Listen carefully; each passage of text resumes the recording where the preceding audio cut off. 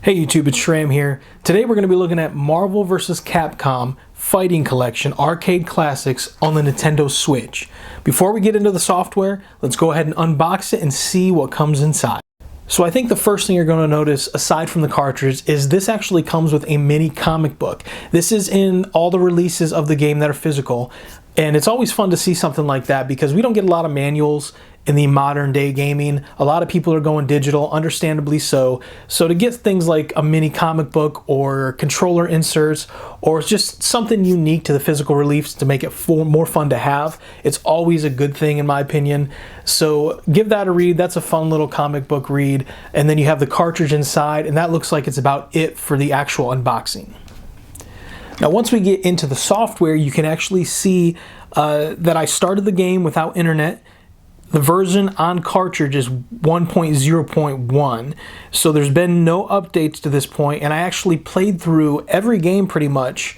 I didn't beat every game fully, but almost all of them without ever connecting to the internet. Obviously, you're going to have online play is going to be disabled because you have no internet. So there's no prompts or anything that are going to be interrupting your gameplay, which is nice because there are some games where if you don't connect the internet, you will get prompts in the middle of gameplay pausing your game telling you need to connect to internet or looking for a network or something like that. It can be really obnoxious and sometimes not even worth having the physical release if it's going to require you to be connected to internet.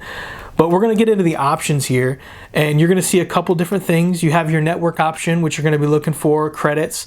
Then you're going to have your system, which allows you to choose between plenty of different languages and allows you to choose your coin button and some other menu buttons as well.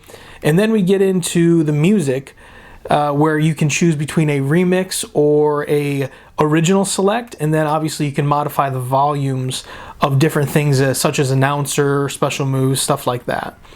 Then we get into the fighter awards, which is a cool little feature that I always like to see in single player content for fighters, is there are just some medals. You can get accomplishments for accomplishing certain things in the video game. All of these medals that you can earn here are totally available offline just by playing the games. And then we get into another one of my favorite parts of these kind of Capcom releases. We have the museum. And this is where you can see the gallery that shows you all kinds of artwork from the games, which is always fantastic. This is a really great art style through this era of fighters. So the museum has a music selection where you can listen to all the fantastic tracks from all these games down through the years.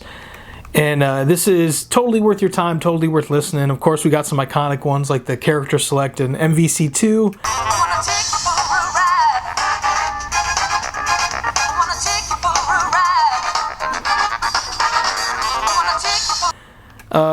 Among many others. That's the first one that comes to mind for me though. And then you have your offline play. There's an offline online selection, and when you select offline you have the option of Marvel Superheroes, X-Men Street Fighter, Marvel Superheroes vs. Street Fighter, Marvel vs. Capcom, Marvel vs. Capcom 2, X-Men Children of the Atom, and then a beat 'em up is on this game, which in my opinion this was the selling point for me because the Punisher on Sega Genesis, one of my favorite Sega Genesis games out there, probably top 3, possibly one of my favorite beat 'em ups all time, maybe number 2 after Streets of Rage 4. I love Streets of Rage 4.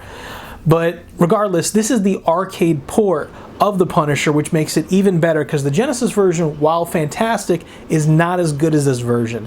So this being on here essentially makes this just a Marvel collection, not a versus or not exclusively a fighting collection. So definitely check out the Punisher. Absolutely worth it, just the Punisher alone. And then getting all these other fantastic fighters with it makes this a wonderful buy. It's exactly why I went out and bought it when it came out on day one. So when you're selecting your games, you do have a controller settings, which allows you to map your buttons as you would want. And then you also have a game setting, which lets you change the experience in the gameplay. You have your game difficulty, you have your timer, your max rounds. All of that is selected prior to you selecting the game, because remember, these are the arcade ports of these games, so they're not going to have front ends like Marvel vs. Capcom 2 on PS2 or Dreamcast. you will select all these options prior to launching the game and then launch it as well. So you have to put it in a free play mode, or you have to have a coin up button to continue playing these, which doesn't bother me too much. I do like MvC2 on PS2 specifically having that front end, because it also has unlockables and things like that, and that's the kind of stuff that drives it for me when I'm enjoying a fighter in single player mode, right? When I'm not trying to play competitively, or I'm not trying to just play online, I like to have those ambitions sitting down by myself and just enjoying getting those medals or unlockables or whatever it is that they want to give me. So anytime I have that option, I think it's a better version. So I tend to play MvC2 on the older consoles behind me. However, I'll still play it on here, especially if I'm hanging out with friends. Wireless controllers, it's easy, it's already hooked up. There's never too many issues there. So keep that in mind, that these are the arcade ports, so you're not going to have that options to do much to it aside from before launching the game in that game settings. We also have a training option, which is very cool. In the training option, you can launch a game, you can select your characters, and then you can essentially put them in a bunch of different scenarios. And something that I don't know that I've seen before, you can put hitboxes around them, so you can actually see where they start and end as far as the actual hitbox, not just the animation of the character, because sometimes that can be hard to gauge, and if you're playing competitively, it's probably something you're super familiar with.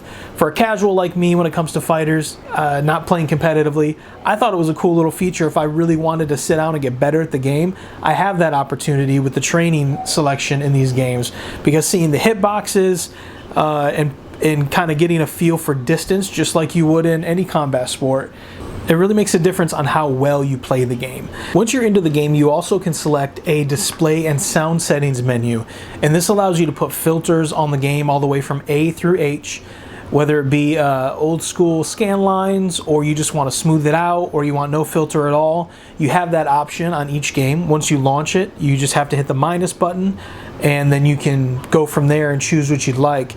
And then you also have a wallpaper option. So obviously, if you are familiar with these types of games, this era has a different ratio than what we play on modern gaming. A lot of people play these in different ratio sizes. So you have the option, luckily, to change that to how you want, whether it be full size, 4:3, I think original, and then you have a wide option, which kind of stretches everything out. It's definitely not my preferred option, but it's how we play in modern gaming, to fill up the whole screen on a wide screen, but it doesn't exactly translate to some of the older games that require that different ratio to look proper. So I tend to play in full mode or 4:3, and then you have the option for a wallpaper on the sides as well. So there's some customizability to your display, to the way you look, to your preferences and how you want to play in difficulty. Really, I think they did a great job giving you the options you need to enjoy the experience and enjoy these arcade ports for what they are, how you want to enjoy them. And then with the addition of Punisher onto this fantastic lineup of Marvel versus games, yeah, this is one of the top tier releases for me this year in 2024.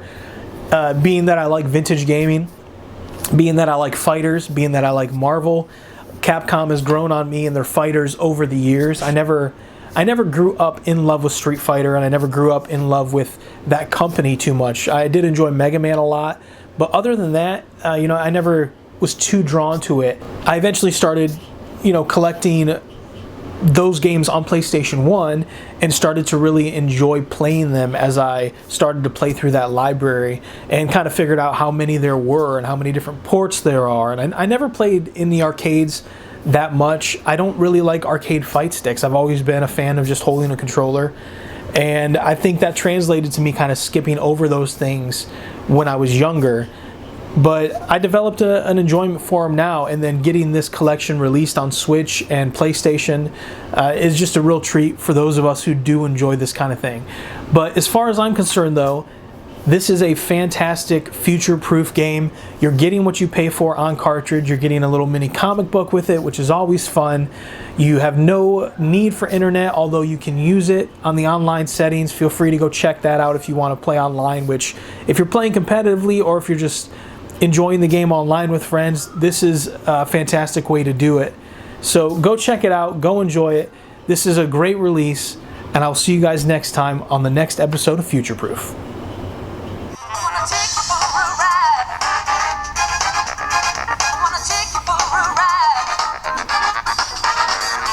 Take